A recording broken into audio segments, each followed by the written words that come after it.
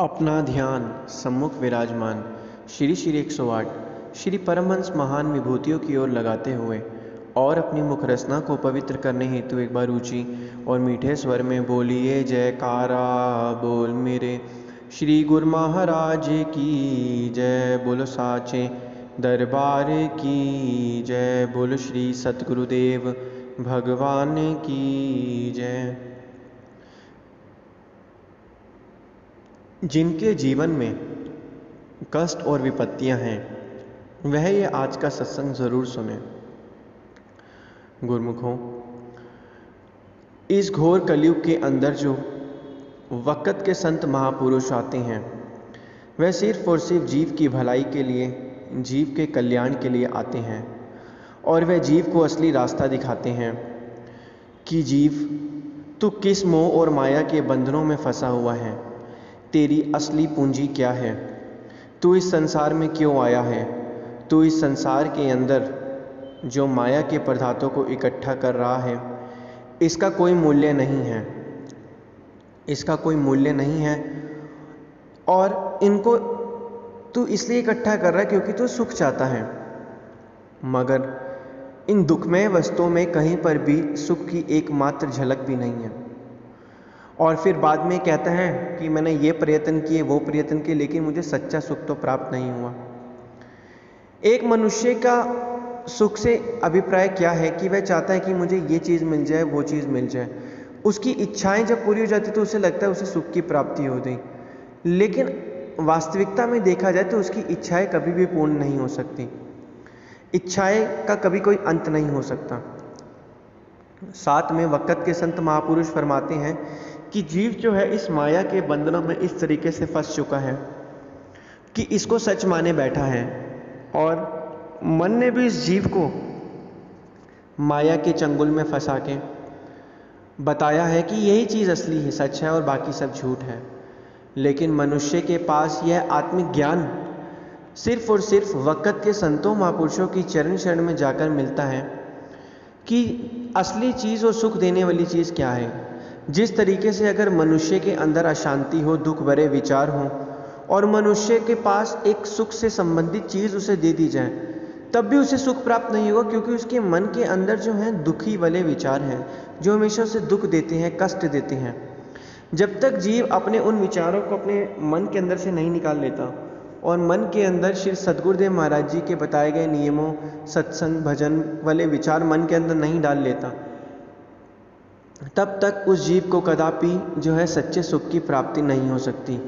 यह तो उस तरीके से हो गया, एक व्यक्ति ने अपने मुंह के अंदर नमक रखा है और साथ में वह कहता है कुछ खाने के बाद कि मुझे जो है मिठास महसूस हो रही है या मुझे मीठा महसूस होना चाहिए। रखा तो उसने अपने मुंह के अंदर नमक है और लेकिन उसकी चाह क्या है, मुझे मिठास मिलनी चाहिए, मुझे मीठा महसूस होना चाहिए। लेकिन उसे वो मिठास और मीठा महसूस कैसे होगा जब उसके मन के अंदर, जब उसके मन के अंदर ऐसी सोच है, उसके मुंह के अंदर जब नमक है तब उसे कैसे मिठास प्राप्त होगी। इसी तरीके से मनुष्य की जो प्राप्ति है वह यह है कि सच्चे सुख और सच्चे आनंद को प्राप्त करना। लेकिन मनुष्य ने अपने मन के अंदर विचार ही दुख में रखे हुए हैं, दुख भरे रखे हुए हैं। सांसारिक चीज़ों को सोचता है आज ये चीज़ एकत्रित कर लूँ तो कल मुझे सुख मिलेगा, फिर एक और चीज़, एक इच्छा पूरी होती है, फिर एक और इच्छा आती है कि मैं ये ले लूँ तब मैं खुश रहूँगा, फिर एक और इच्छा आती है कि मैं ये ले लूँ तब मैं खुश रहूँगा, फिर एक और इच्छा आती है मुझे ये प्राप्त हो जाए तब मैं खुश रहूँगा। लेकिन ऐसे करते करते मनुष्य अपना पूरा का पूरा जीवन जो है इस मोह और माया के बंधनों में फंसा देता है और अंत में पछताता है कि काश मैंने उस समय भक्ति कर ली होती। ये जो मायावी चीज़ें हैं ये मनुष्य को सिर्फ कुछ समय के लिए सुख देती हैं। ये क्षणभंगुर सुख है, ये वास्तविक सुख नहीं है। कहते हैं ना 4 दिन की चांदनी फिर अंधेरी रात। तो ये जो सुख हमें जो दिख रहा है, लोगों के पास दिख रहा है कि इसके पास गाड़ी, बंगला, मकान है, तो ये जो चीज़ है ये सारी दुख में है। वास्तविकता में हमें ये सुख दिख रहा है लेकिन ये माया का माया जाल है, लेकिन वास्तविकता में देखा जाए ये सब दुख है। वक़्त के संत महापुरुष हमें मना नहीं करते, वो तो कहते हैं कि तुम जितना हो सके भजन अभ्यास करो, नाम सुमरन करो, भक्ति करो जितना हो सके, और ये भी नहीं कहते कि तुम व्यापार वगैरह, धन दौलत मत कमाओ। तो कहते हैं कि धन दौलत कमाओ, मना नहीं है, लेकिन उस धन दौलत को अपने मन के अंदर जगह मत दो। मन के अंदर अगर आपने जगह दे दी, क्योंकि ये सारी दुखमय चीज़ें हैं, जब इन दुखमय चीज़ों के विचार हम अपने मन को देंगे तो हमारा मन भी दुखमय होगा। हमें अपने मन के अंदर सुखमय विचारों को लाना है। जितना हम अपने मन के अंदर सुखमय विचारों को लाएंगे, उतना उतना हमारे मन के अंदर शांति आएगी, जीवन आनंद से व्यतीत होगा, मन के अंदर शांति रहेगी, मन के अंदर एक सुकून रहेगा। कहते हैं ये जो सुरती है, ये बहुत ही कीमती चीज़ हमें वक़्त के संतों महापुरुषों ने के द्वारा इस दुनिया में जब हम आए हैं, हमें बहुत ही कीमती चीज़ मिली है।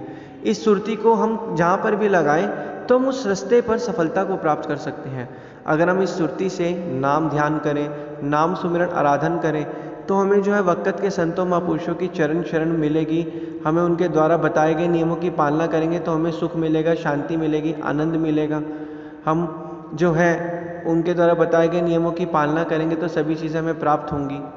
तो इसलिए संतों महापुरुषों का यही कहना है कि जितना हो सके जब हम भक्ति करेंगे, नाम जपेंगे, सुमिरन करेंगे, तो हमारे मन के अंदर शांति आएगी और जीवन आनंद से व्यतीत होगा।